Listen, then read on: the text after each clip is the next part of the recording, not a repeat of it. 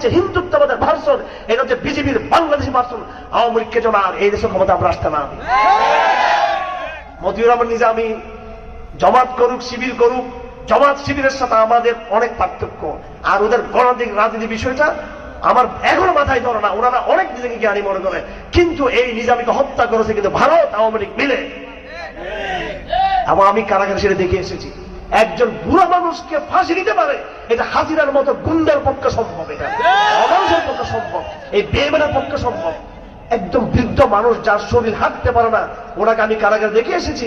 তখন উনি, এটা আমার জমাতের দালালি করতেছে তা না কিন্তু ভাই, অভিজ্ঞতা বলতেছে, আমি কারাগার অভিজ্ঞতা।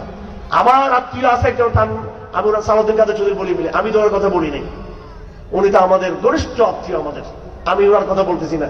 ওনার জন্য আমি যে বড় কষ্ট পেয়েছি, তার চেয়ে বেশি কষ্ট পেয়েছি এই বুড়ো মানুষটার জন্য।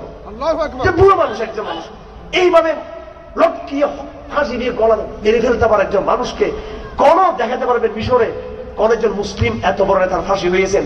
আমেরিকাতে আপনি দেখতে পেয়েছেন কোন একজন মুসলিম দল নেতাকে মেরে ফেলেছে?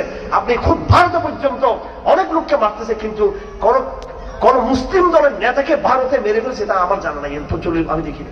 এটা হাসিনা করে দেখাইছিল বাংলাদেশে। আর এই জনগণে আবার তারা আবার ভোট দিবে আবার কিছুদিন পরে। এই হচ্ছে গণতন্ত্র, এটা হচ্ছে গণতন্ত্র।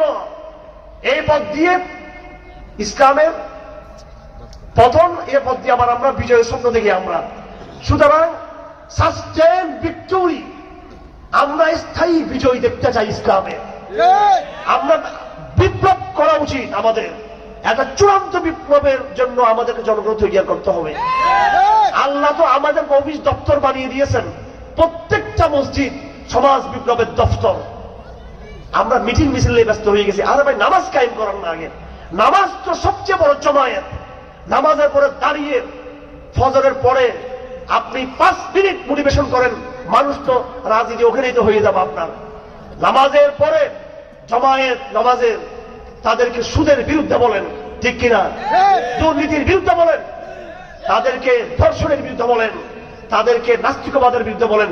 তো এরকম হাজার হাজার মসজিদে যদি নামাজের পরে মানুষকে যদি আপনি এভাবে যদি মোটিভেশন করেন, এই চেয়ে বড় বিপ্লব, বড় রাজনীতি আর কেউ আসেনি। সেটা না করে আমরা মনে করতেছি অমুক বক্তা, ওরে আল্লাহ, অমুক কলেজের মাঠ ভরে গেছে, মানুষের ডরাডরি করতেছে ওখানে। এগুলো তো অর্ধেকের বেশি ওই লোকগুলো তো নামাজ পড়ে না ভাই। বড় বড় মাহফিলে সেলিব্রিটি বক্তারা, আমাদের ছোট ভাইয়েরা, আমি এপ্রিশিয়েট করি, তার মধ্যে তো একটা